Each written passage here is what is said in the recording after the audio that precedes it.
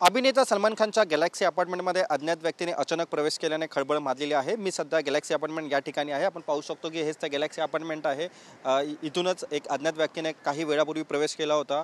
पोलिसांची नजर चुकून या इसमाने जो प्रवेश केला होता व त्यानंतर पोलिसांनी त्याला सध्या ताब्यात घेतलेला आहे व अटक देखील केलेली आहे। या संशयित व्यक्तीचं नाव जितेंद्र कुमार सिंह असं आहे। हा छत्तीसगडचा राहणारा आहे।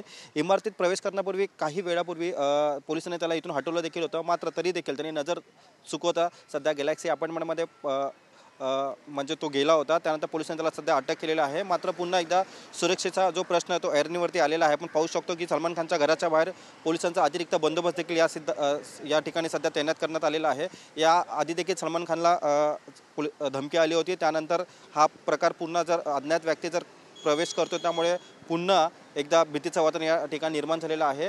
आणि आपण पाहू शकतो की सध्या सलमान खानच्या घराबाहेर पोलिसांचा मोठा पोलिसांचा बंदोबस्त आपल्याला पाहायला मिळत आहे। त्या व्यक्तीने प्रवेश केल्यामुळे सध्या या ठिकाणी खळबळ माजली होती, मात्र सध्या पोलिसांनी त्या व्यक्तीला अटक केलेलं आहे। सध्या गॅलेक्सी अपार्टमेंटमध्ये पोलिसांचा अतिरिक्त बंदोबस्त असल्याचं आपल्याला पाहायला मिळत आहे। कॅमेरा पर्सन मोहनसह मी रवी खरात, TV9 मराठी, बँड्रा, मुंबई।